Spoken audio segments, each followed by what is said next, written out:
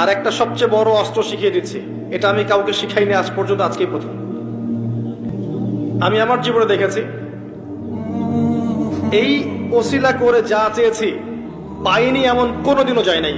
আলহামদুলিল্লাহ, আমি সম্পূর্ণ আল্লাহ পাকের কৃতজ্ঞতা এবং শুকরিয়া আদায় করছি। এইটা ওসিলা করে আমি যা চেয়েছি আমি সারা জীবনে তাই পেয়েছি।